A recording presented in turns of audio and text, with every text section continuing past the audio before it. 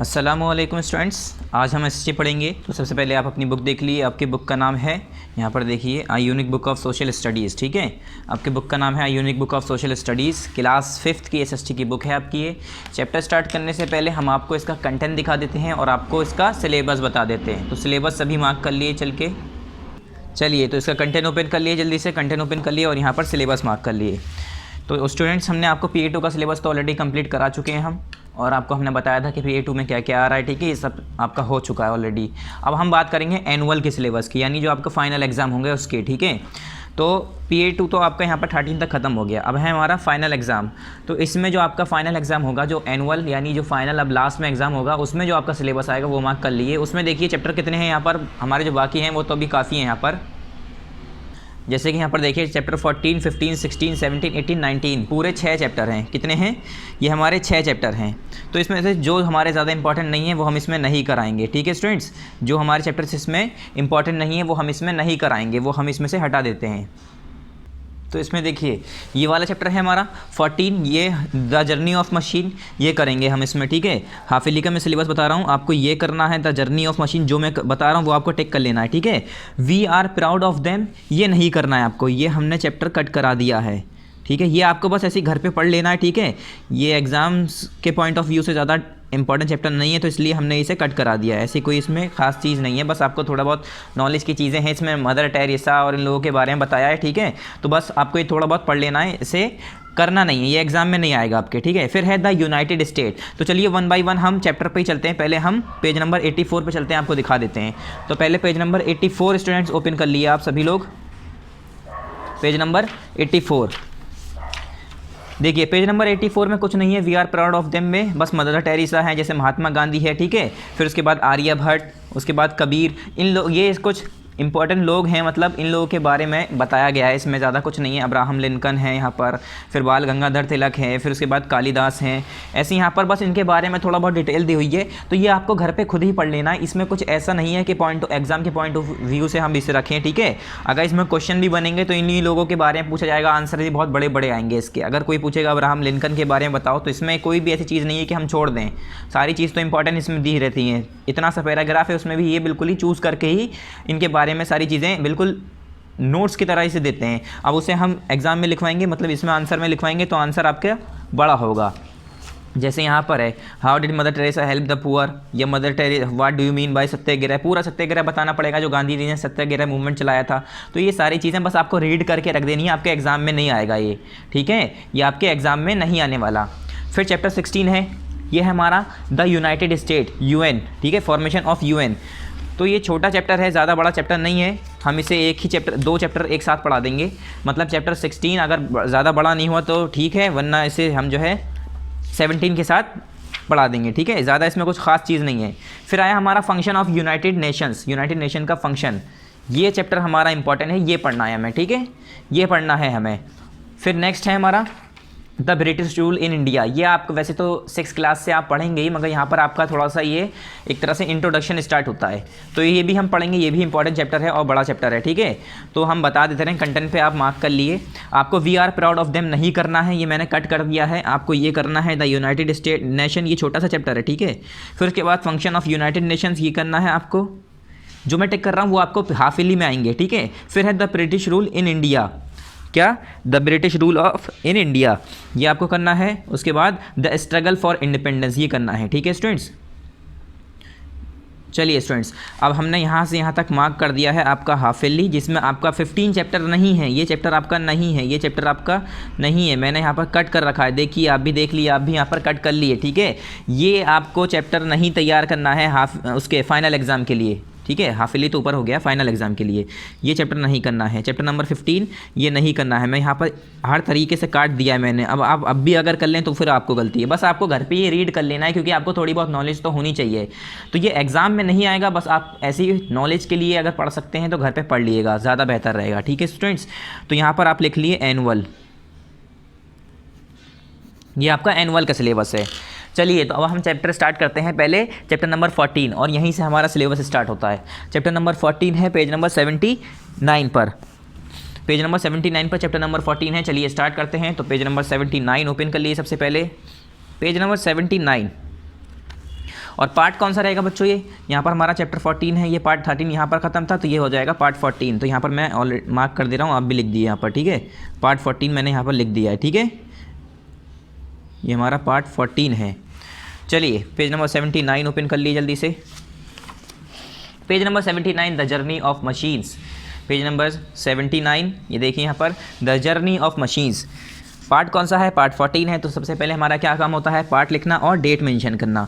तो यहाँ पर हम पार्ट भी मेंशन कर दे रहे हैं, ये हमारा पार्ट 14 है और ये हमारे यहाँ पर डेट है। कौन सी डेट है, जिस दिन आप ये वीडियो देख रहे होंगे, मतलब देख रहे होंगे नहीं, जिस दिन यूट्यूब पर अपलोड होगी उस दिन की डेट, क्योंकि जिस दिन अपलोड होगी हो सकता है आप उस दिन ना देखें, किसी और दिन देखें, तो आप उस दिन की डेट नहीं लिखेंगे। जिस दिन ये वीडियो यूट्यूब पर अपलोड होगी, जिस दिन ये वीडियो यूट्यूब पर आएगी, उस दिन की तारीख लिखनी है यहाँ पर बस। चलिए स्टार्ट करते हैं chapter, the journey of machines. Machines की जर्नी क्या बताना चाह रहे हैं ये, जैसे हम सभी को पता है पहले तो ज़माने में मशीन थी नहीं, हल्के हल्के करके टेक्नोलॉजी बड़ी तरक्की होती गई और लोग बाग पहले पत्थर के औजार यूज़ करते थे, हाथ से चलाते थे, हल चलाते थे, पहले पैदल चलते थे, उसके बाद पहिया आ गया, पहिए पे फिर हाथ से अपने बदन पे खींचने लगे, ठीक है। जैसे पहले क्या होता था, अब बैलगाड़ी जो खींचती है, बैल जो खींचता है गाड़ी, ठीक है, जिसे हम कार्ट कहते हैं, बुलक कार्ट कहते हैं, उसकी जो गाड़ी होती है, तो बैल खींचता है या ऊँट खींचता है या गधा होता है या खच्चर जो होता है, ठीक है, घोड़ा होता है, तांगा जिसे हम कहते हैं, इस तरह के जानवर खींचा करते हैं। पहले क्या होता था, इंसान खींचता था, पहले तो इंसान पैदल चलता था, उसके बाद उसे पहिया मिल गया, पहिए के बारे में पता चल गया, व्हील के बारे में, फिर उसने व्हील का इस्तेमाल करना शुरू किया, तो उसने फिर खुद खींचना शुरू किया। फिर छोटे मोटे जानवर होते थे, जैसे जंगली कुत्ते होते थे, ठीक है, या जो जिनकी स्पीड अच्छी होती थी, तो ऐसे जानवरों को उन्होंने इस्तेमाल करना शुरू किया। फिर बाद में उन्होंने बैलगाड़ी, भैंस, ये सब जैसे आज हम यूज़ करते हैं, तो ऐसे करके फिर बढ़ते गए, स्टीम इंजन आया, ऐसे करके मशीनें बढ़ती गई। तो वही जर्नी ऑफ मशीन्स के बारे में हम यहाँ पर बात करेंगे।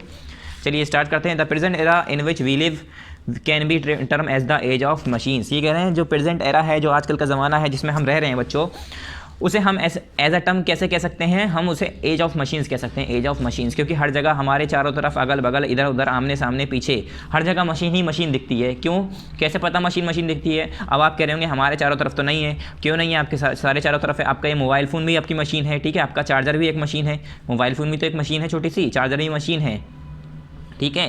ये आपके जो साइड में सारे स्विचेस लगे हैं, सब मोबाइल फ़ोन आपका एक तरफ से काम आसान कर रहा है ना, हर चीज़ करने में, तो ये भी एक तरह से एज अ मशीन ही हुआ। कॉल करने के लिए आपके मशीन है, ठीक है, बाइक है, मोटरसाइकिल है, साइकिल है, सभी क्या है, ये मशीन है, जिससे आपका काम आसान होता है, उसे हम कहते हैं machine. A machine is a tool that consist of one or more parts that makes our work easier. ये कह रहे हैं मशीन जो है एक टूल है, जो कि हम एक या एक से ज़्यादा उसके अंदर पार्ट होते हैं। मतलब मशीन जो है एक ऐसा टूल है, एक ऐसा इंस्ट्रूमेंट है, ऐसी चीज़ है जिसके अंदर एक या एक से ज़्यादा जो है टुकड़े होते हैं, पार्ट्स मतलब हिस्से, ठीक है। मेक्स आर वर्क ईजियर, जो कि हमारा काम आसान बनाते हैं, ठीक है। जैसे कि अब कील है, कील आपको दीवार में ठोकनी है, अगर दीवार में कील गाड़नी है तो आपको एक हथौड़ा चाहिए, हथौड़े से आप जल्दी से ठोक देते हैं, वरना हाथ से कब तक करते रहेंगे, नहीं होगा, ठीक है। ऐसे ड्रिल मशीन है, दीवार में अगर हम हथौड़े से मार रहे हैं, कोई आया वो दीवार में उसने ड्रिल कर दिया, ज़रा सा देर में उसका काम हो गया, तो मशीन ने उसका काम आसान कर दिया। We use machine all the time of to complete the work. ये कह रहे हैं हम जो है हर वक्त मशीन इस्तेमाल करते रहते हैं अपने कामों को पूरा करने के लिए। It is difficult to imagine life without the use of machines. और ये कह रहे हैं अब तो ये मुश्किल लगता है कि अगर हमारी ज़िंदगी में मशीन ना हो तो हमारी ज़िंदगी कैसी होगी। ये सोच के ही बहुत मुश्किल लगता है कि हमारी ज़िंदगी बहुत परेशानी हो जाएगी हमारी ज़िंदगी में। क्यों? क्योंकि सारे काम तो मशीन में हो रहे हैं, मसाले घर के पिस रहे हैं वो मशीन में हो रहे हैं, जूस पिस रहा है वो मशीन में हो रहा है, मतलब कोई भी अगर काम कर रहे हैं तो वो सब मशीन में ही करते हैं हम लोग, ठीक है। कपड़े धो रहे हैं वो मशीन में धो रहे हैं। हमारा पानी जो है वो जो हमारा फ्रिज है, हमारा जो रेफ्रिजरेटर है वो भी तो एक मशीन है। कैसी मशीन है? पानी ठंडा रखने वाला, ठीक है, बर्फ़ जमाने वाली मशीन।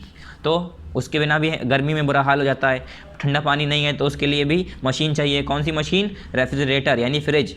तो ये सारा काम हमारा आसानी तो कर रही है।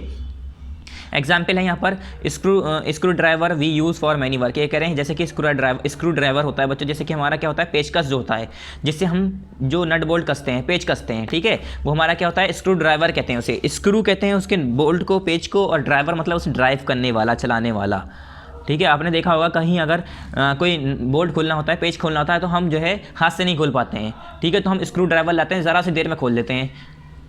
क्यों? क्योंकि वो ऐसा मशीन काम करता है, तो ऐसा टूल है हमारे लिए, आसान काम कर दिया उसने, तो हमारे लिए एक मशीन हो गई, early human live without any machine, ये कह रहे हैं अर्ली ह्यूमन की बात करें, पुराने ज़माने की बात करें तो वो बिना मशीन के रहते थे, ठीक है। उनके पास कोई मशीन तो थी नहीं, वो ऐसे ही रहा करते थे, अपनी ज़िंदगी ऐसे चला रहे थे। Using their intelligence they first made simple stones tools for hunting purpose, ये कह रहे हैं वो अपनी इंटेलिजेंस को उन्होंने यूज़ करके, अपने दिमाग को, अपनी अकल को इस्तेमाल करके सबसे पहला जो उन्होंने टूल बनाया वो क्या था, सिंपल हंटिंग पर्पज़ का, शिकार करने के लिए। बस क्या बनाया उन्होंने, पत्थरों के हथियार बनाए थे बस, और उससे ज़्यादा अभी उनके दिमाग में ये सारी बातें बस इससे ज़्यादा अभी नहीं आई थी। Later on they made tools of bones, फिर बाद में क्या करने लगे, पत्थर के तो बनाते थे, उसके साथ साथ बाद में वो हड्डियों के, जो जानवर शिकार करते थे या जिस जानवरों को मारा उन्होंने, उसके जो है क्या करने लगे, वो हड्डियों का, बोन्स का, फिर उसी के बोन्स को यूज़ करने लगे हथियार बनाने के लिए। The progress to better tools made of metals, बाद में क्या होने लगा, जो ये प्रोग्रेस था ये इतना अच्छा होने लगा और जो टूल्स थे इनके वो मेटल्स के बनने लगे। Were slowly and took 1000 of years, और उसमें जो है हल्के हल्के ये तरक्की आ रही थी, हल्के हल्के वो लोग भी तरक्की की तरफ जा रहे थे। पहले स्टोन के पत्थर के बना रहे थे हथियार, उसके बाद हड्डियों के बनाने लगे, फिर हड्डियों से चेंज होकर वो मेटल यूज़ करने लगे, ठीक है। इससे जो है हल्के हल्के उनके ज़िंदगी में तरक्की तो आ रही थी, मगर ये जो है बहुत स्लो थी। But today humans have made rapid progress, मगर आजकल के अगर ज़माने की बात करें तो ह्यूमन बीइंग जो है उनकी ज़िंदगी में बहुत ज़्यादा प्रोग्रेस आ गया है, बहुत ज़्यादा रैपिड प्रोग्रेस आ गया है, बहुत ज़्यादा चेंजेस आ गए हैं, बहुत ज़्यादा बदलाव आ गया है। Most of the machine that we use today were invented over 300 years, ये कह रहे हैं आजकल के ज़माने में जो हम ज़्यादातर मशीन इस्तेमाल करते हैं वो 300 साल पहले इन्वेंट हो चुकी हैं। जैसे हमारा बल्ब है बच्चों, हमारे घर में जो बल्ब जलता है वही काफ़ी साल पहले ईजाद हो चुका है, काफ़ी साल पहले एक साइंटिस्ट ने बनाया था। अब उसका नाम क्या है वो आपको खुद सर्च करना है, ठीक है। उस साइंटिस्ट ने बल्ब बनाया था और अब जो है हम अभी तक बल्ब यूज़ कर रहे हैं, तो वो कब बना हुआ है और अब तक इस्तेमाल कर रहे हैं हम। तो हर चीज़ जो है अभी नहीं बन रही है, कुछ चीज़ें, बहुत सारी चीज़ें ऐसी हैं जो हम आजकल के ज़माने में इस्तेमाल कर रहे हैं वो काफ़ी साल पहले ईजाद हो चुकी हैं, मतलब उसे इन्वेंट करा जा चुका है। फ्रॉम स्टोन्स टू मेटल, अब स्टोन्स टू मेटल की बात करते हैं, स्टोन से, पत्थर से मेटल तक कैसे पहुँचे, इनकी जर्नी। The early man use wood, bones and stone to make weapons, ये कह रहे हैं जो अर्ली मैन थे बच्चों वो लकड़ी, हड्डी और पत्थरों को इस्तेमाल करते थे वेपन्स बनाने के लिए, टूल्स बनाने के लिए, यूटेंसिल्स बनाने के लिए। वेपन्स और टूल्स मतलब, वेपन मतलब हथियार, टूल मतलब औजार, और यूटेंसिल मतलब बर्तन बनाने के लिए इन सब चीज़ों का इस्तेमाल करते थे। फिर बाद में gradually he started the use of metals for tool, बाद में क्या करने लगे वो लोग, मेटल्स का इस्तेमाल करने लगे टूल्स बनाने के लिए, पत्थरों को हटाकर, क्योंकि मेटल्स जो है ज़्यादा हैवी होते हैं और स्ट्रॉन्ग होते हैं, मजबूत होते हैं, ठीक है। तो मेटल्स का इस्तेमाल करने लगे वो लोग। फिर the first metal to be use was copper, सबसे पहला जो मेटल इन्होंने इस्तेमाल किया था वो कॉपर था, कॉपर का मेटल, ठीक है। The early man began to mix copper with other metal like zinc और tin and began to make new alloys like brass and bronze, क्या करने लगे वो लोग, उन लोगों ने कॉपर को इस्तेमाल करना शुरू कर दिया और उसे जो है दूसरे मेटल के साथ मिलाकर जो है नए नए एलॉय बनाने लगे। बच्चों जब एक मेटल को दूसरे मेटल में मिलाते हैं ना तो उसे हम कहते हैं एलॉय। जैसे एक होता है नॉन मेटल, एक होता है मेटल जैसे अब लोहा है हमारा, जो सारे मेटल वो होते हैं जिससे करंट पास हो जाता है, ठीक है। वो चीज़ जिससे करंट पास हो जाए, इधर से उधर निकल जाए, इलेक्ट्रिसिटी पास हो जाए, उसे हम कहते हैं मेटल। अब लकड़ी हमारी मेटल नहीं है क्योंकि लकड़ी से करंट पास नहीं होता है, ठीक है। घर में देखा होगा कभी, लकड़ी से ही हम जो है कोई ऐसी जगह कहाँ जहाँ पर करंट आ रहा होता है हम लकड़ी की चीज़ से उसे छूते हैं, ठीक है। लोहे की चीज़ से नहीं छूते, लोहा मेटल होता है। तो इसी तरह से इन्होंने क्या करना शुरू किया, जो कॉपर था उस मेटल को दूसरे मेटल्स के साथ क्या करना शुरू कर दिया, मिक्स करना शुरू कर दिया। कौन कौन से, जैसे कि जिंक और टिन के साथ मिलाकर, और वो जो है एलॉय बनाने लगे, जैसे कि ब्रास और ब्रॉन्ज के। ब्रास और जो ब्रॉन्ज होता है वो एलॉय होता है, ठीक है। इन्हीं जिंक और टिन को मिला देते हैं कॉपर के साथ तो ब्रास और ब्रॉन्ज बन जाता है हमारा। He found that the tools made of metal were sharper and more efficient, उन्होंने ये देखा कि जो हम अब टूल बना रहे हैं मेटल के वो जो है ज़्यादा पैने और ज़्यादा मजबूत, एफिशिएंट हैं, ज़्यादा जो है मजबूत हैं और ज़्यादा जो है असरदार हैं। This age came to be known as the bronze age, और इस एज को ब्रॉन्ज एज कह दिया। ये जो इनकी ज़िंदगी वाला साल था, ये जो साल था इसे ब्रॉन्ज एज कह दिया। क्या कह दिया, ब्रॉन्ज एज, ठीक है। उसके बाद आया the steam engine. Steam engine कैसे, कौन, कहाँ, कैसे डेवलप हुआ, सब बात होगी यहाँ पर। Steam engine was invented by James Watt, ये स्टीम इंजन जो है बच्चों जेम्स वॉट ने इन्वेंट किया था 1769 में। क्या 1769 में, 1769 की बात है ये, 1769 में, ठीक है।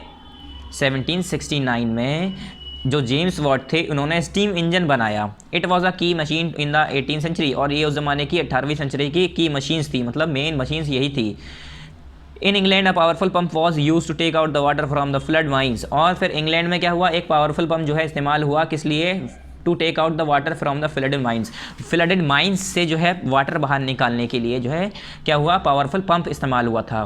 Stephenson use the steam engine to develop railway engine. और जो स्टेफेंसन थे उन्होंने स्टीम इंजन को इस्तेमाल करके रेलवे इंजन बनाया। रेलवे स्टीम इंजन बनाया था जेम्स वॉट ने, और स्टेफेंसन जो थे इन्होंने स्टीम इंजन को इस्तेमाल करके उसी का रेलवे इंजन बनाया। It was also use in, फिर it was also use in के बाद पेज नंबर 80 पर नेक्स्ट पेज पर देखिए, it was also use in के बाद शिप्स। और ये जो है अब शिप्स में भी इस्तेमाल होते हैं। आपने देखे होंगे कुछ बड़े बड़े जहाज़ होते हैं पानी के, उसमें जो है स्टीम इंजन ही डाले जाते हैं। हर स्टीम इंजन में क्या होता है, वो आग से चलती है, कोयले से चलती है, ठीक है, भाप से, स्टीम से, तो उसे जो है जलाया जाता है, आग कोयला डाला जाता है उसमें कंटिन्यू, जिससे भाप निकलता है और वो आगे बढ़ता है। पूरा बहुत बड़ा प्रोसेस है इसका भी, ठीक है।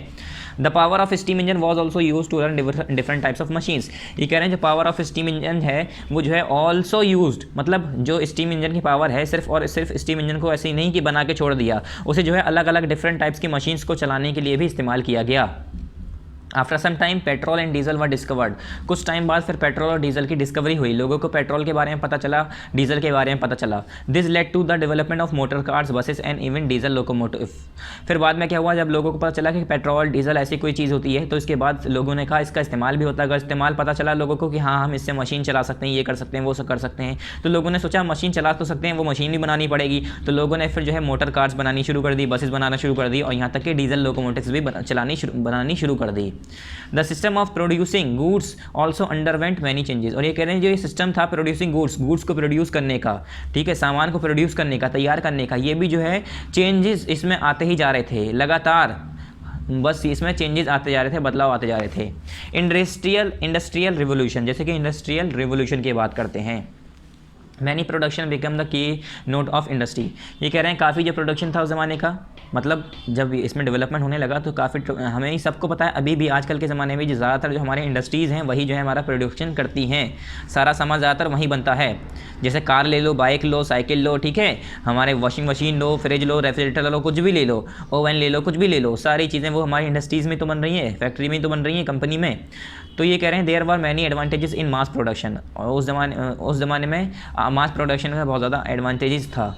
It increase productivity. Mass production का एडवांटेज क्या है, फ़ायदा क्या है, मास प्रोडक्शन का फ़ायदा मतलब मास प्रोडक्शन क्या है, एक इकट्ठा खूब सारा एक साथ जो है प्रोड्यूस करना, प्रोडक्शन मतलब तैयार करना, मास मतलब ज़्यादा अमाउंट में। तो इट इंक्रीज प्रोडक्टिविटी, ये प्रोडक्टिविटी इंक्रीज़ करता है, रिड्यूस कॉस्ट, पैसा जो है कम करता है, एंड इम्प्रूव क्वालिटी, और ये क्वालिटी इंप्रूव करता है। It was much more profitable, और ये ज़्यादा प्रॉफिटेबल होता है, मतलब इसमें ज़्यादा लाभ होता है, ज़्यादा फ़ायदा होता है। The increase in demand for mass produce goods led to the beginning of the factory system.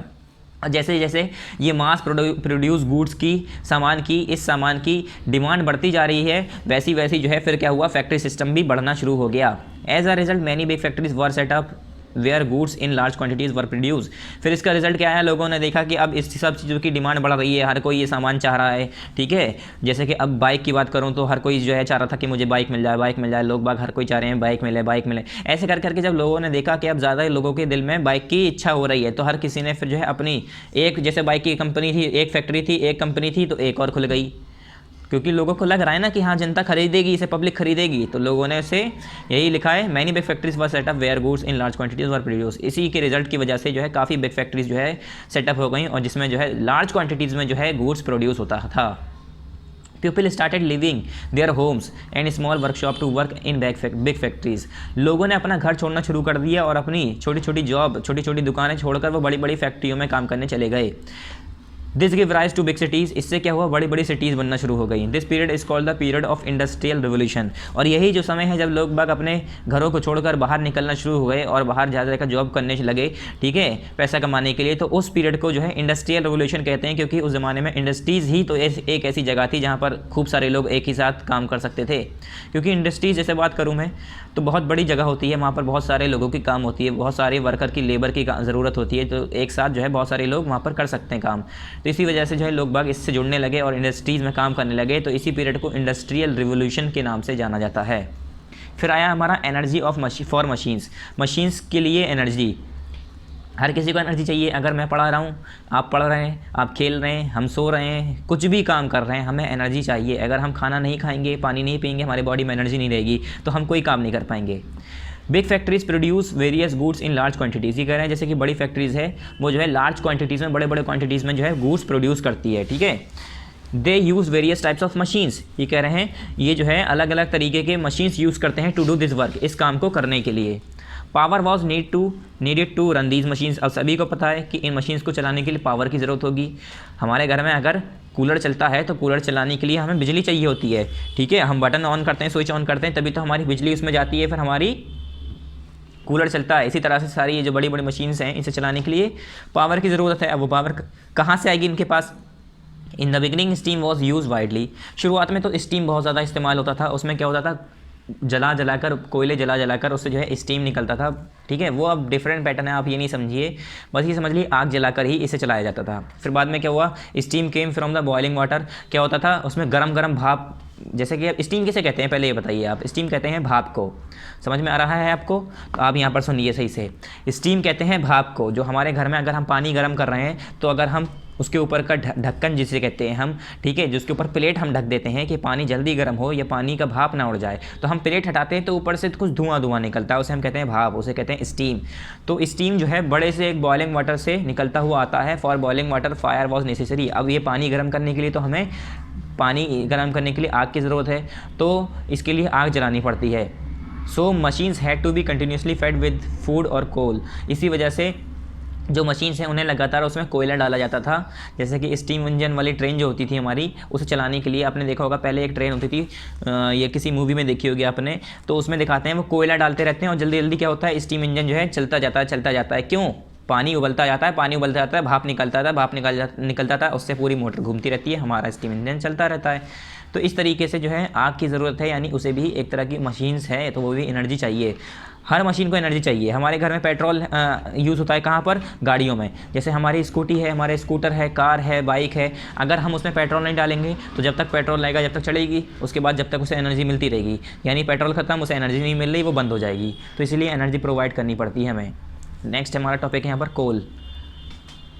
Coal was the first and most important fuel to be use in machines on a large scale. ये कह रहे हैं कोल जो है सबसे पहला और सबसे इंपॉर्टेंट फ्यूल है जो कि मशीन्स में लार्ज स्केल में यूज़ हुआ था। सबसे पहले इस्तेमाल जो किया गया था मशीन्स को चलाने के लिए वो कोल ही इस्तेमाल हुआ था। पेट्रोल, डीजल, बिजली ये सब नहीं थी उस ज़माने में, इसका इस्तेमाल नहीं था। अगर होता भी तो ये इस्तेमाल नहीं कर पाते, लोगों को पता ही नहीं था। बाद में जो है पता चला तो बाद में इस्तेमाल करने लगे। तो कोल जो है, कोयला जो है सबसे पहले इस्तेमाल किया गया था। Coal is found deep below the earth surface. हमें सबको पता है कोल जो है हमारे ज़मीन के अंदर बहुत गहराई में पाया जाता है। At first some coal deposit were found almost on the earth surface.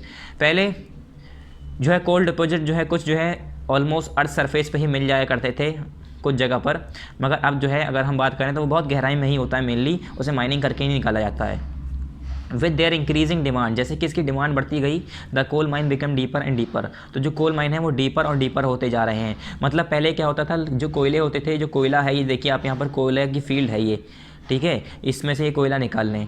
तो पहले क्या होता था, ये कोयला जो है ज़मीन में ज़्यादा गहराई नहीं करनी पड़ती थी, थोड़े से गहराई में मिल जाया करता था। मगर जब लोगों ने ऊपर से खोद कर निकाल लिया, इस्तेमाल कर लिया, लोग की डिमांड बढ़ती गई, लोगों को और कोयला चाहिए, ऐसे करके ऊपर का निकाल लिया, अब नीचे के रह गया, तो इसलिए वो गहराई में ज़्यादा चला गया है, ज़्यादा गहराई में मिलता है। अब ऊपर वाला तो ख़त्म हो चुका है, इसी वजह से जो है वो बहुत ज़्यादा डीप हो गया है, बहुत ज़्यादा गहरा हो गया है। अब इससे जो है अगर कोयला निकालना होता है कहीं पर तो बहुत ज़्यादा गहराई में खोदना पड़ता है।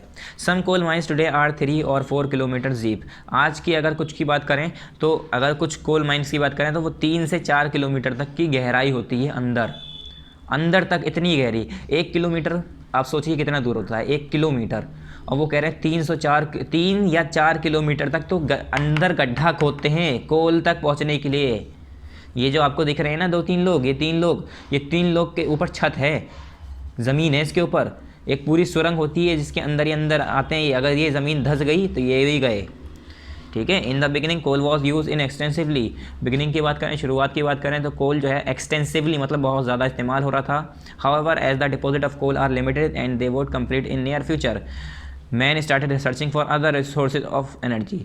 फिर क्या हुआ, हम सभी को पता है कि हमारे जो ये रिसोर्सेज हैं जैसे कि हमारा कोल है ये लिमिटेड है, अगर हम सारा इस्तेमाल कर लेंगे तो आगे वाले लोगों को नहीं मिलेगा। इन लोगों ने सोचा कि अगर हम सारा कोयला ख़त्म कर देंगे तो आगे आने वाले जो लोग होंगे, जैसे कि हम लोग हैं, तो हम लोग कैसे ज़िंदा रहेंगे, या आगे वाले लोग कैसे ज़िंदा रहेंगे, वो लोग अपनी गाड़ी मोटर कैसे चलाएंगे।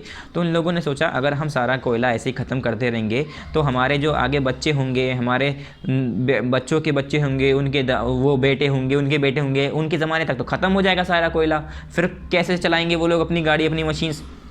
तो इन्होंने क्या किया, अब दूसरे फीचर्स में जो है अदर सोर्सेज की रिसर्च में लग गए कि अब तो हमें दूसरे सोर्स ऑफ एनर्जी को ढूंढना है, जैसे कि हमारा कोयला है, पेट्रोल है, ये सब। तो इसकी सर्च में स्टार्ट हो गए। फिर उसके बाद नेक्स्ट पेज पर देखिए, पेज नंबर 89 पर मिनरल ऑयल। मिनरल ऑयल किसे कहते हैं अभी मैंने बताया आपको। The next source of energy was mineral oil. जो हमारी नेक्स्ट सोर्स ऑफ एनर्जी थी वो थी मिनरल ऑयल, जैसे हमारा पेट्रोलियम, डीजल, ठीक है, ये सब CNG, ANG, ये सब हमारे मिनरल ऑयल में ही आ जाता है। It is liquid fuel found below the earth surface.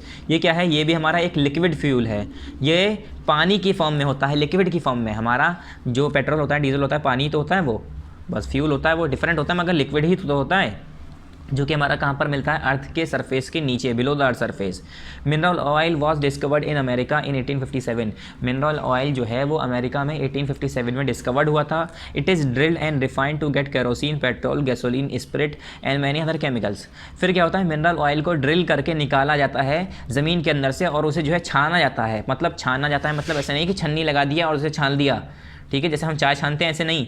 इसका एक रिफाइनरी का एक प्रोसेस होता है, जब इसे रिफ़ाइन करते हैं तो सिर्फ मिनरल ऑयल के अंदर ही हमारा केरोसिन मिलता है, उसी के अंदर पेट्रोल होता है, उसी के अंदर गैसोलीन होता है, उसी के अंदर स्पिरिट होता है, उसी के अंदर बहुत सारे हमारे जो हम ठंड में वैसलीन लगाते हैं, ठीक है, सारी वैसलीन नहीं कह रहा हूँ मैं, मगर कुछ वैसलीन जो हमारी जो वैसलीन के ही नाम से आती है वो, और बहुत सारी ऐसी चीज़ होती हैं, तो कोल्ड क्रीम है, लिपस्टिक हैं, जो लड़कियां लिपस्टिक लगाती हैं, उन सब चीज़ों में इसका जो है एक वैक्स, एक जेल टाइप का निकलता है, वो इस्तेमाल होता है, मोम टाइप की निकलती है लास्ट में, वो इस्तेमाल होता है।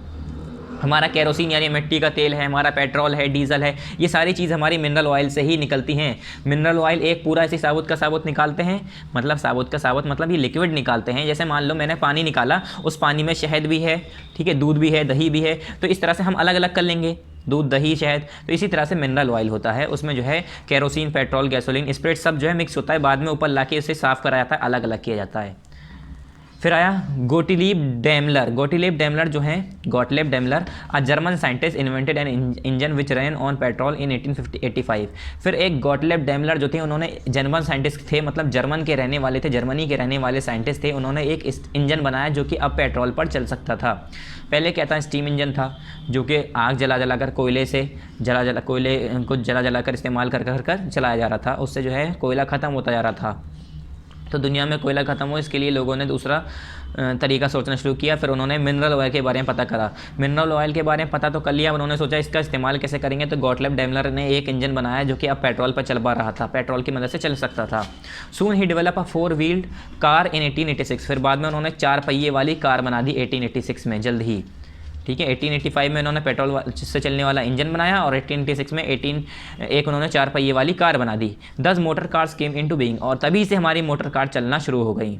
We can now see 1000 of vehicles running fast using petrol, और आजकल के हम ज़माने में देख सकते हैं कि हज़ारों मोटरसाइकिल, बाइक, कार जो कि हमारे पेट्रोल पर को इस्तेमाल करके चल रही हैं, हमारे चारों तरफ मौजूद हैं। Petrol is also use as fuel for aeroplane, और जैसे कि हमें पता है हमारा पेट्रोल जो है वो एरोप्लेन में भी एज अ फ्यूल इस्तेमाल होता है। हमारा जो एरोप्लेन है वो ऐसे ही थोड़ी नहीं उड़ रहा है कि बस पर हिला दी उड़ गया, उसमें भी तो फ्यूल लगता है। Then another German scientist Rudolf Diesel invented an engine that could run on another kind of mineral oil. फिर एक आए दूसरे जर्मन साइंटिस्ट, वो भी जर्मनी के थे। उन्होंने क्या किया, इनका नाम है रुडोल्फ डीजल। इन्होंने जो है दूसरा इंजन इन्वेंट किया जो कि जो है another kind of mineral oil पे भी चल सकता हो, जैसे कि हमारे डीजल है इस चीज़ पे, ठीक है। The mineral oil is called diesel, जैसे हमारा मिनरल ऑयल है जैसे diesel, after the name of the scientist, और उस साइंटिस्ट के नाम ही, रुडोल्फ डीजल के नाम से ही हम उस का नाम, मिनरल ऑयल का नाम डीजल पड़ गया। जिसे हम कहते हैं ना कि कार में डीजल डलवा दो, उसमें डीजल लगेगा, डीजल डलवा दो, जैसे हम बाइक में पेट्रोल डलवाते हैं, कार में डीजल डलवाते हैं, तो वो जो डीजल है ना वो इन्हीं साइंटिस्ट के नाम से ही पड़ा, डीजल, रुडोल्फ डीजल, क्योंकि इन्होंने ही ऐसी मशीनें बनाई जो कि डीजल पर चल पा रही थी। Heavy trucks, railway engine, ships and pumps use diesels as fuel. जैसे कि हमें पता है हैवी ट्रक्स हैं, रेलवे इंजन्स हैं, शिप्स हैं, पंप्स हैं, ये सब जो है डीजल को एज अ फ्यूल इस्तेमाल करते हैं, डीजल उसके अंदर इस्तेमाल होता है।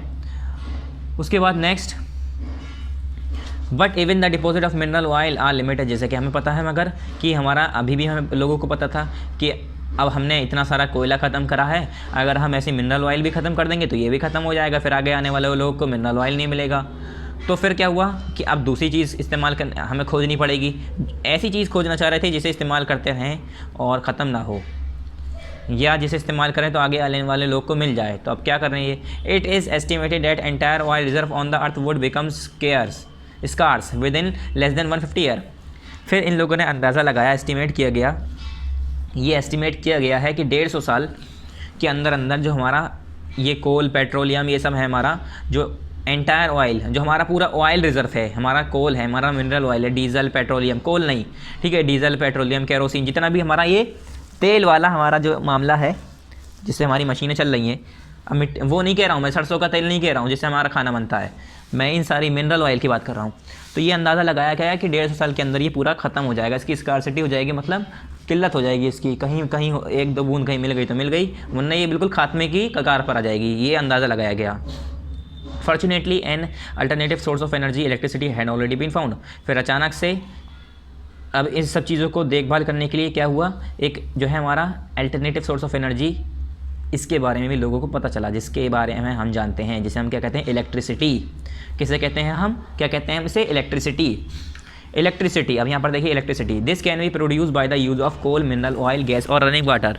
ये कह रहे हैं ये जो है हम प्रोड्यूस कर सकते हैं, किसके इस्तेमाल से, कोल को इस्तेमाल करके, मिनरल ऑयल को, गैस को, रनिंग वाटर को, ठीक है, और यहाँ तक कि हम रनिंग एयर को यानी विंड को इस्तेमाल करके हम क्या कर सकते हैं, बिजली पैदा कर सकते हैं, बिजली बना सकते हैं। When the water falls from a great height of a dam electricity is produce. जैसे कि हमें पता है बड़ी बड़ी जो नदियाँ होती हैं वहाँ पर डैम बना दिए जाते हैं, क्यों डैम इसलिए बनाए जाते हैं, जब उस पर से पानी गिरेगा तो नीचे पंखे लगे होते हैं जिसे हम कहते हैं टरबाइन, तो वो टरबाइन घूमते हैं, पंखे घूमते हैं, उससे तार लगे होते हैं, वो तार जो है मोटर तक कनेक्ट होते हैं और मोटर चल जाती है, मोटर चार्ज हो जाती है, इस तरह से बिजली पैदा होती है। It is called water power और हाइडल पावर और हाइड्रो इलेक्ट्रिसिटी। इसे हम कहते हैं वाटर पावर या हाइडल पावर कहते हैं या हाइड्रो इलेक्ट्रिसिटी कहते हैं, तीनों में से कुछ भी कह सकते हैं, आपकी मर्जी है। The electricity is now widely use in all types of work. और आजकल के ज़माने में अगर बात करें तो हमारी जो इलेक्ट्रिसिटी है वो हर तरीके के कामों में इस्तेमाल होती है, जैसे कपड़े धोने तो वॉशिंग मशीन चलाने में, ठीक है, जूस बनाने में, जूसर चलाना है तो जूस बनाने के लिए, तो उसके लिए मसाला पीसना है घर का, खाना बनाने वाला जो मसाला होता है, ठीक है, तो उसके लिए मिक्सचर चलाने के लिए, टीवी चलाने के लिए, मोबाइल फ़ोन चार्ज करने के लिए, यहाँ तक कि हमारी जो कुछ मोटरसाइकिल हैं, कुछ स्कूटी हैं, वो बैटरी पर चलती हैं, बैटरी चार्ज करने के लिए।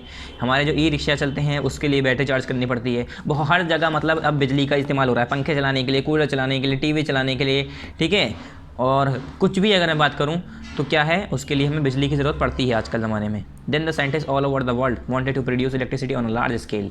फिर साइंटिस्ट ने सोचा कि अब हमारा इतना ज़्यादा इस्तेमाल है जब इलेक्ट्रिसिटी का, तो हर साइंटिस्ट ने सोचा कि हमें जो है ज़्यादा से ज़्यादा बिजली पैदा करनी पड़ेगी, बिजली तैयार करनी पड़ेगी।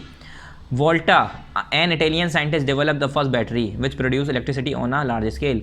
सबसे पहले एक साइंटिस्ट का नाम था, इटालियन साइंटिस्ट हैं, इटली के एक साइंटिस्ट हैं वोल्टा। क्या, इटली के एक साइंटिस्ट हैं वोल्टा। वो जो है उन्होंने क्या किया, सबसे पहली बैटरी बनाई, जो हम बैटरी यूज़ करते हैं ना, हमारी बैटरी जो होती है मोबाइल की या कैसे भी, ये सबसे पहली जो इस तरह की बैटरी बनाई थी। अब उस मोबाइल की बैटरी नहीं बनाई होगी उन्होंने, बड़ी बैटरी बनाई होगी घर के इस्तेमाल के लिए, फैक्ट्री के इस्तेमाल के लिए, मगर बैटरी का आइडिया वहीं से आया, लोगों को बैटरी के बारे में तभी पता चला। उनका नाम था साइंटिस्ट का वोल्टा। ऐसी बैटरी बनाई उन्होंने जिससे बिजली पैदा हो सके, ठीक है, लार्ज स्केल में हम बिजली पैदा कर सकें, यानी उन्होंने ज़रूर बड़ी ही बनाई होगी। Generator were develop to produce it on a large scale. और इसके लिए जनरेटर डेवलप किया गया कि इसे जो है प्रोड्यूस कर सके हम लार्ज स्केल पे। These generators could be run by coal, wood, petrol, diesel and even by the force of running water.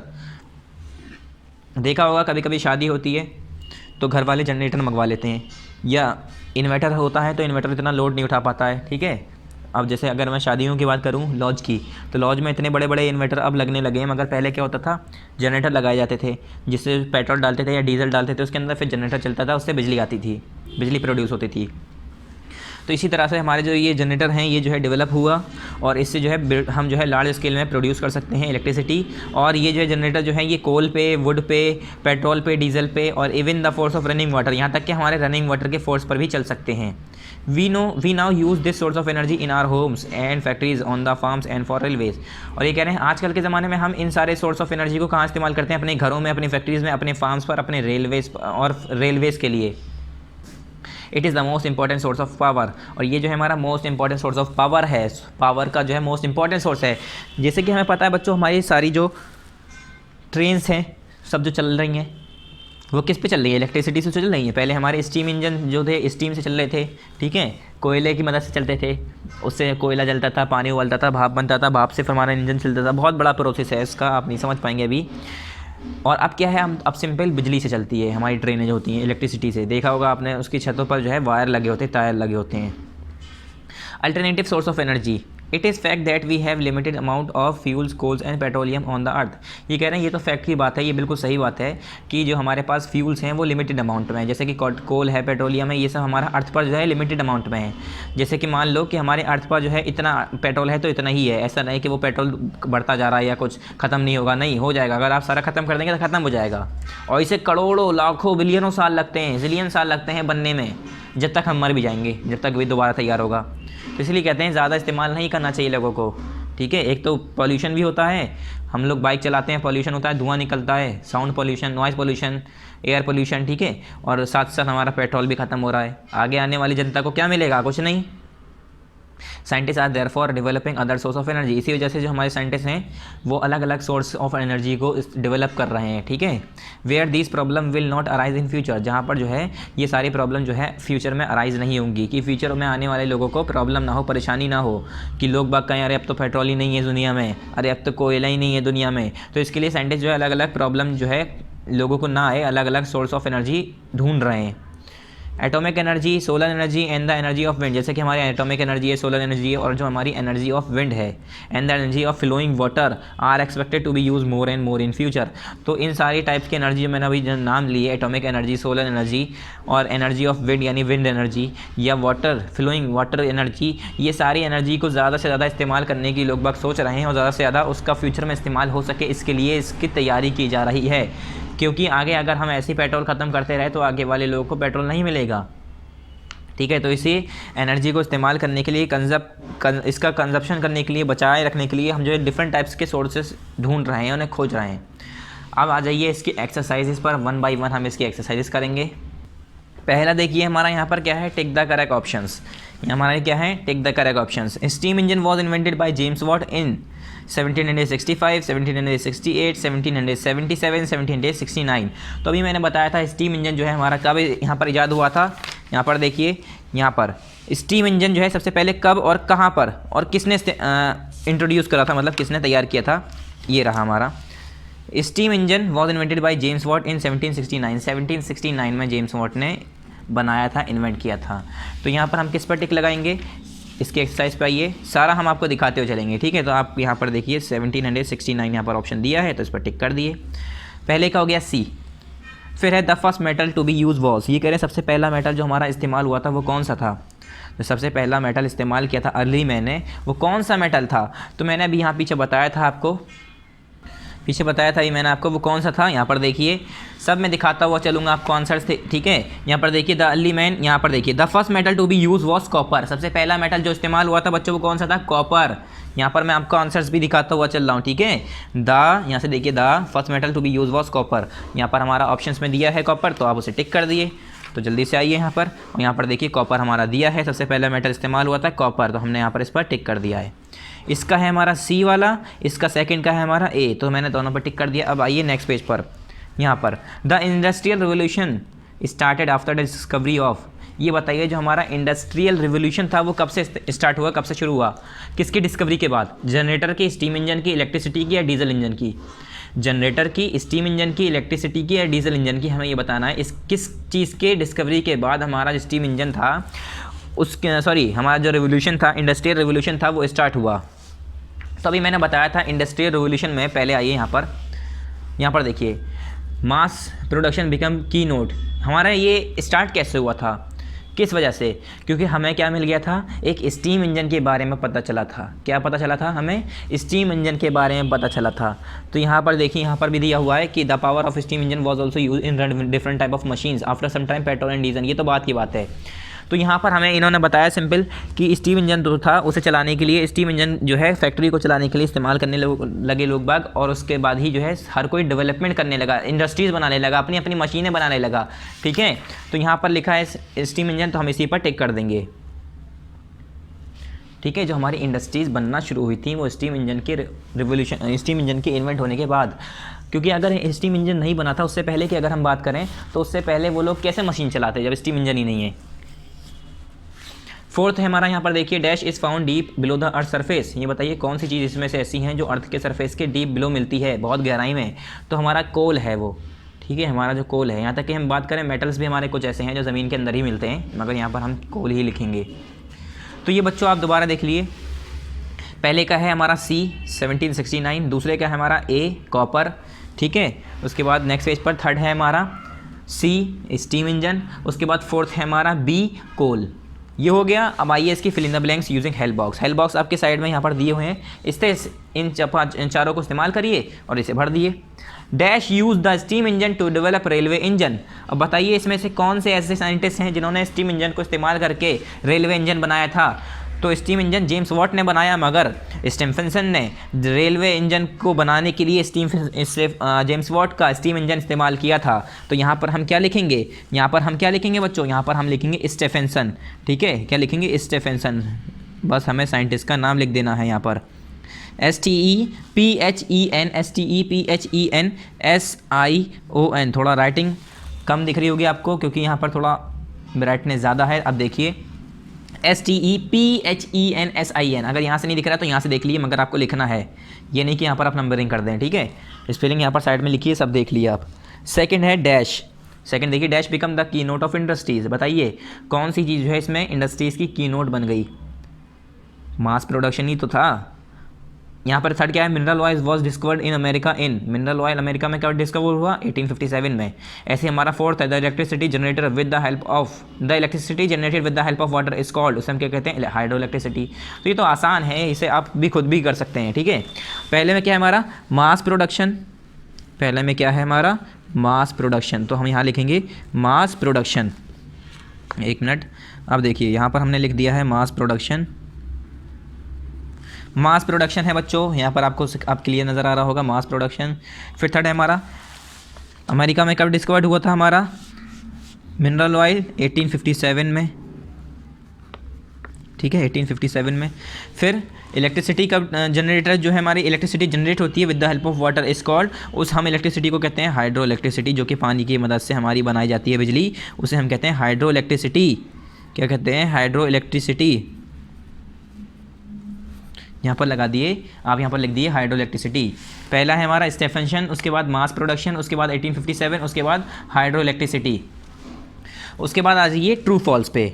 Right T for true and F for the false statement. जितने भी हमारे T हैं true हैं, सही है, उसके आगे हमें टी लिख देना है, जितने भी गलत हैं उसके आगे एफ लिखना है, यानी फॉल्स लिखना है। Coal and petroleum will last for ever. ये कह रहे हैं कोल और पेट्रोलियम जो है वो हमेशा के लिए ख़त्म हो जाएंगे। तो अगर हम बात करें तो फॉर एवर के लिए तो ख़त्म नहीं होंगे, मगर हम इसे यही मानते हैं कि अगर वो ख़त्म हो गए, इस्तेमाल हमने कर लिया तो हमेशा के लिए ख़त्म हो जाएंगे, मगर वो बाद में डेवलप होंगे, मगर इतने साल बाद होंगे कि वो हम फॉर एवर ही मानते हैं। ठीक है, अगर हम ऐसे ही इस्तेमाल करते रहे तो होगा, तो हम यहाँ पर ट्रू लगाएंगे। ठीक है, अगर इस्तेमाल करते रहे तब, इसकी कंडीशन दी है हमने, ऐसा नहीं कि अब कोल पेट्रोलियम हमने बचा के रख लिया है, ठीक है, इस्तेमाल ही ना करें तो कैसे ख़त्म होगा, इस्तेमाल करेंगे तभी तो ख़त्म होगा, तो इसकी कंडीशन है, ऐसे हम इसका आंसर ट्रू नहीं कर रहे हैं। फिर है second, dams produce electricity, hydro electricity. ये कह रहे हैं डैम्स जो है हमारी वो हाइड्रो इलेक्ट्रिसिटी प्रोड्यूस करते हैं, तो डैम्स प्रोड्यूस नहीं करते हैं बच्चों। डैम्स जो गिरने वाला पानी होता है उसके ज़रिए जो है हम हाइड्रो इलेक्ट्रिसिटी प्रोड्यूस करते हैं। तो ये इनके सेंटेंस बहुत गलत दिए हैं, इसमें तो हम फॉल्स लगाएंगे। ठीक है, अब इसमें कोई सुधार नहीं करेंगे, हम इसे फॉल्स करेंगे डायरेक्ट। फिर थर्ड क्या है, early humans live without any machines. ये कह रहे हैं जो पहले ज़माने के लोग थे, अर्ली ह्यूमन्स थे, वो किसी बिना मशीन्स के रहते थे, तो बिल्कुल सही बात है, उस ज़माने में कोई मशीन्स नहीं थी, तो यहाँ हमने क्या लिखा, ट्रू। फोर्थ है diesel is also use as fuel for aeroplanes. ये कह रहे हैं डीजल जो है हम जो है एरोप्लेन्स के लिए जो है फ्यूल के तौर पर इस्तेमाल करते हैं। तो डीजल जो है एरोप्लेन्स के लिए हम जो है बहुत सारी ऐसी अब अलग अलग टेक्नोलॉजी यूज़ करने लगे हैं, अलग अलग फील्ड्स यूज़ करने लगे हैं, मगर ये इस्तेमाल होता है तो हम यहाँ पर ट्रू कर देंगे, यूज़ हुआ है, ठीक है, यहाँ हम कर देंगे ट्रू। पहला ट्रू है बच्चों, दूसरा फॉल्स है, तीसरा ट्रू है, चौथा ट्रू है, बस हमारा दूसरा वाला फॉल्स है। अब आइए इसकी, और हाँ बच्चों जितनी मैंने ये एक्सरसाइज कराई है ना भी आपको, ट्रू ये टिक द करेक्ट, ये वाली आपको बुक में ही करनी है, ठीक है। उसके बाद यहाँ पर फिल इन द ब्लैंक्स ये भी आपको बुक में करनी है, उसके बाद ट्रू फॉल्स ये भी बुक में करनी है। अब लास्ट एक्सरसाइज जो हमारी है वो आंसर द फॉलोइंग क्वेश्चंस, ये आपको किस में करनी होती है, हर बार की तरह ये आपको कॉपी में करनी होती है, तो मैं यहाँ लिखूँगा इन कॉपी, ठीक है। ये किस में करनी होती है, कॉपी में करनी होती है, तो मैंने यहाँ पर मेंशन कर दिया है इन कॉपी। और मैं ये कॉपी में करूँगा नहीं, ये आपको कॉपी में करना है, मैं इसे मार्क कराऊंगा, आपको टिक करवाऊंगा, आपको वो देख के कॉपी में उतार लेने हैं, ठीक है। जो मैं टिक कराता हूँ आंसर वो देख लिए। फर्स्ट क्वेश्चन क्या है, पहले इसका फर्स्ट क्वेश्चन देखिए, answer the following questions. First है इसका describe the discovery of metal, metal की डिस्कवरी कैसे हुई उसे डिस्क्राइब करना है बच्चों, मेटल की डिस्कवरी कैसे हुई उसे डिस्क्राइब करना है, तो इसका काफ़ी बड़ा आंसर होगा। तो इसका आंसर बच्चों पीछे है, पेज नंबर यहाँ पर हमारा लिख देते हैं हम पहले। अब ये यहाँ पर पेज नंबर 79 पर है बच्चों इसका आंसर, पेज नंबर 79 पर इसका आंसर है। तो यहाँ पर हम पहले इसके पेज नंबर लिख देते हैं, क्वेश्चन के आगे क्वेश्चन नंबर हमारा फर्स्ट है, यहाँ पर हम लिख देते हैं पेज नंबर 79। आंसर थोड़ा बड़ा है बच्चों ये, ठीक है, मगर हम इसमें पूरा नहीं लिखवाएंगे, छोटा ही करेंगे जितना हो जाएगा। तो पेज नंबर 79 पर इसका आंसर है, पेज नंबर 79 पर, ठीक है स्टूडेंट्स, पेज नंबर 79 पर इसका आंसर है। तो क्वेश्चन नंबर फर्स्ट का पेज नंबर 79 पर आंसर मार्क कर लिए। यहाँ पर आइए जल्दी से। The early man use woods, bones and stones to make weapons, tools and utensils, gradually he started the use of metals for tools, the first metal to be use was copper. बस हम इतना ही लिखेंगे, आपके लिए इतना ही बड़ा answer ठीक है। अगर हम चाहें तो यहाँ तक वैसे आंसर है इसका पूरा, इतना ही ठीक है, ठीक है, हम यहीं तक लिखेंगे आंसर नंबर फर्स्ट।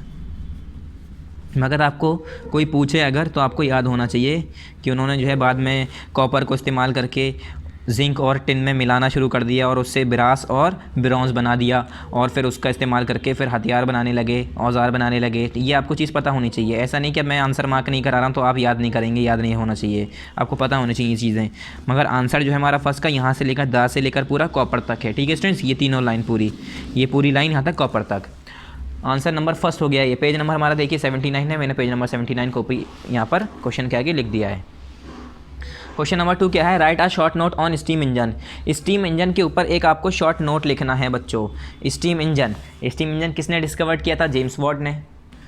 तो चलिए इसका आंसर हम मार्क करा देते हैं। इसका क्वेश्चन नंबर 2 का right a short note on steam engine, ये है हमारा पेज नंबर 79 पर, पेज नंबर 79 पर। पहले आप मार्क कर लिए, उसके बाद पेज नंबर लिख लेंगे। तो यहाँ से देखिए, steam engine was invented by James Watt in 1769, it was a key machine in the 18th century, ठीक है। ये हमारा स्टीम इंजन के बारे में पहले हमने यहाँ से लिखना शुरू किया। In England a powerful pump was used to take out the water from the flooded machines, Stephenson used the steam engine to develop railway engine. तो यहाँ से देखिए, यहाँ से लिखना है पहले स्टीम इंजन से लेकर पूरा जेम्स वाट 1769 पूरा ये सब 18 सेंचुरी। उसके बाद यहाँ से लिखना है Stephenson's use to the steam engine to develop railway engine, it was also used in के बाद पेज नंबर 80 पर आंसर है इसका। आंसर नंबर 2 देखो बच्चों, स्टार्ट तो हमारा यहाँ से हो रहा है, आंसर नंबर 2 स्टार्ट हमारा यहाँ से हो रहा है, ठीक है। ये हमारा आंसर नंबर फर्स्ट था, ये हमारा आंसर नंबर 2 है, यहाँ से स्टार्ट हुआ। स्टीम इंजन से लेकर पहले हमने यहाँ तक लिखा, फिर स्टीफेंसन से लेकर हमने इन तक लिखा, इनके बाद पेज नंबर 80 पर स्टार्ट है, इनके बाद पेज नंबर 80 पर इन शिप्स, ठीक है, इन शिप्स। बस यहाँ तक हो गया, बस यही हमारा आंसर कंप्लीट है यहाँ पर हमारा। और उसके बाद the power of steam engine was also used to run different types of machines, ये पूरा हमारा यहाँ पर कंप्लीट नहीं है, ये है हमारा यहाँ पर कंप्लीट, ये भी हमारा पूरा मार्क करना है आपको। नोट्स लिखने का मतलब थोड़ा बड़ा आंसर होना, हम बहुत छोटा लिखा रहे हैं, कम से कम 80 वर्ड का होना चाहिए था, यानी कम से कम 6 लाइन का आंसर होना चाहिए अगर ऐसे क्वेश्चन आते हैं। तो आंसर नंबर 2 यहाँ पर आपका कंप्लीट है, ठीक है, ये आपका आंसर नंबर 2 यहाँ पर कंप्लीट है बच्चों, यहाँ पर मशीन्स तक, ठीक है, मशीन्स तक आपका आंसर नंबर 2 कंप्लीट है। शुरू कहाँ से हुआ था answer number first, answer number 2 यहाँ से स्टार्ट हुआ था, स्टीम से लेकर सेंचुरी तक, फिर स्टीफेंसन से लेकर it was use also use से लेकर पूरा यहाँ तक 79, फिर नेक्स्ट पेज हमारा मशीन्स तक, यहाँ तक आंसर ख़त्म है हमारा। तो इसका आंसर बच्चों 2 पेज पे है, 79 और 80 पर है, तो मैं यहाँ पर दोनों पेज लिखूँगा। तो इसका आंसर है हमारा पेज नंबर 79 और 80 पर।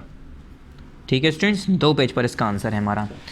Next question, what is industrial revolution, what are its effect. ये बताइए इंडस्ट्रियल रिवोल्यूशन क्या था और इसके इफेक्ट क्या थे। तो इंडस्ट्रियल रिवोल्यूशन क्या था, ये बहुत बड़ा है आंसर, पहले हम देख लेते हैं। अगर ये ज़्यादा छोटा हुआ तो ठीक है, मगर ये बहुत बड़ा है। देखिए पूरा है हमारा, ये इंडस्ट्रियल रिवोल्यूशन के बारे में है। ठीक है, तो ये वाला क्वेश्चन नहीं करेंगे हम, ये वाला बहुत बड़ा है आंसर। ठीक है, तो ये क्वेश्चन आप कट कर दिए बच्चों। क्वेश्चन नंबर 3 नहीं करेंगे, क्वेश्चन नंबर 3 नहीं करेंगे। यहाँ पर आप ऐसे करके क्रॉस कर दिए, ये नहीं करना है हमें। Question number 4, what are the alternative source of energy, how are they helpful. ये कह रहे हैं अल्टरनेटिव सोर्स ऑफ एनर्जी क्या हैं और वो यूज़फुल कैसे हैं। तो इसी पेज पर, हमारे पेज नंबर 82 पर ही इसका आंसर है, पेज नंबर 82 पर। अब देखो बच्चों, एक ही क्वेश्चन में दो क्वेश्चन पूछ रहे हैं तो आंसर तो बड़े होंगे। पहले ही पूछ रहे हैं अल्टरनेटिव सोर्स ऑफ एनर्जी है क्या और वो हेल्पफुल कैसे हैं। तो पेज नंबर 82 पर इसका आंसर मौजूद है, पेज नंबर 82 पर इसका आंसर मौजूद है।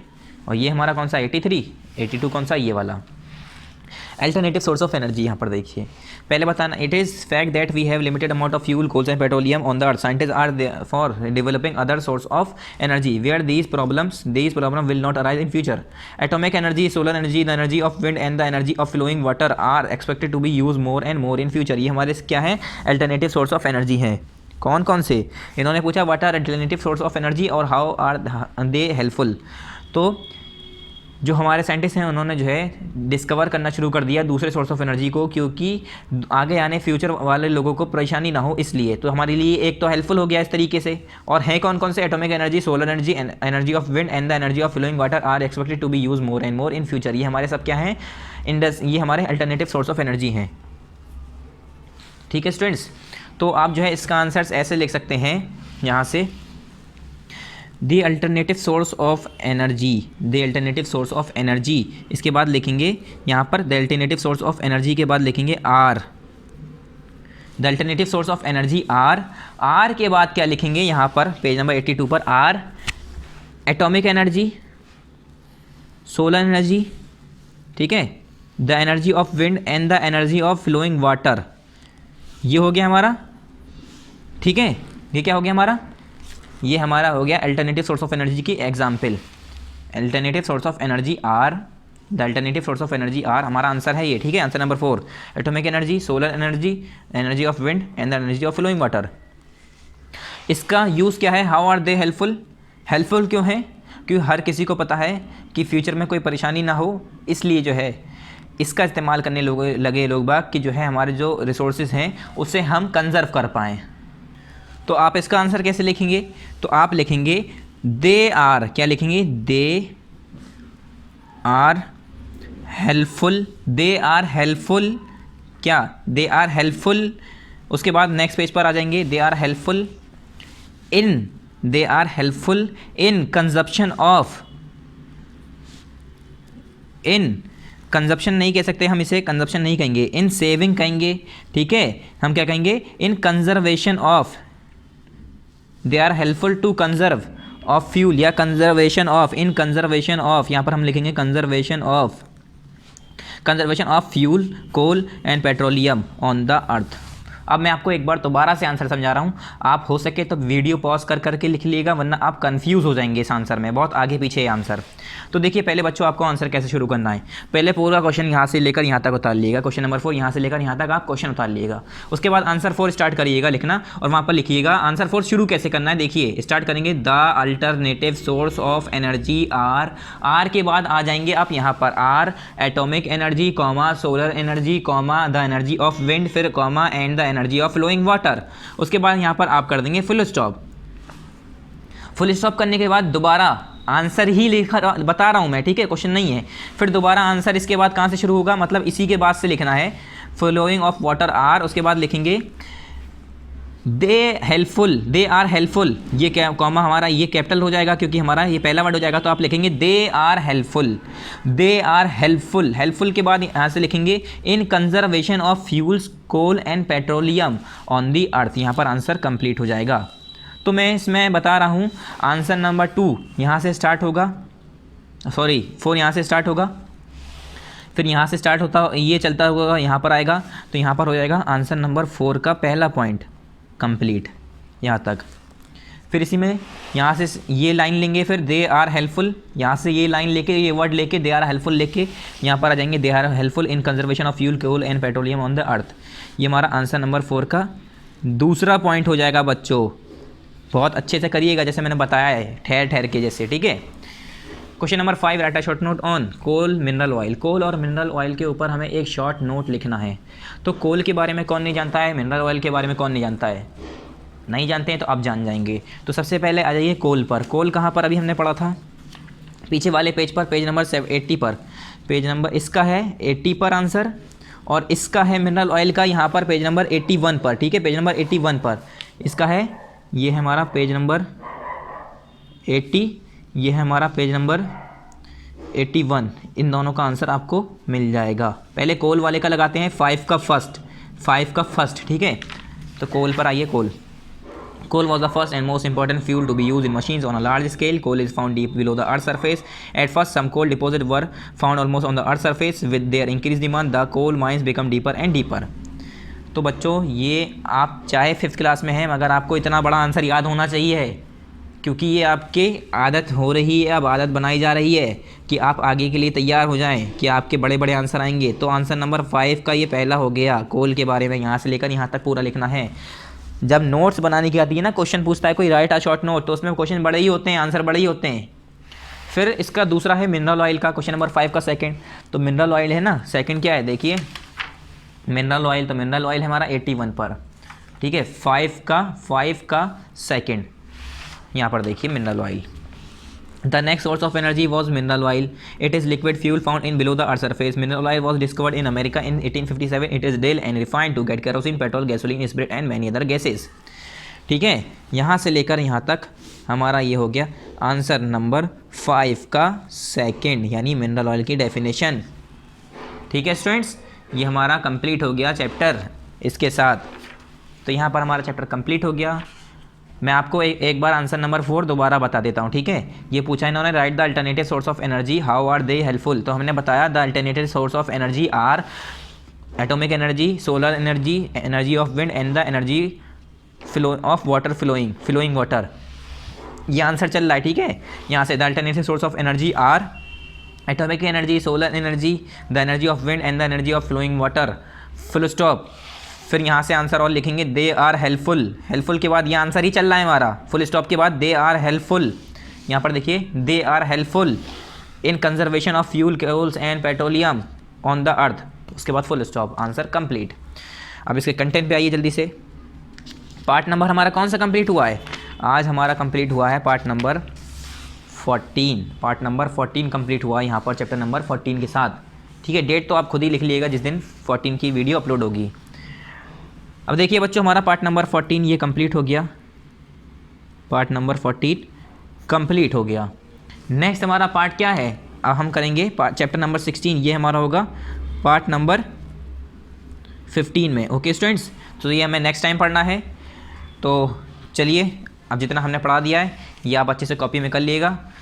So thank you very much, अस्सलामु अलैकुम।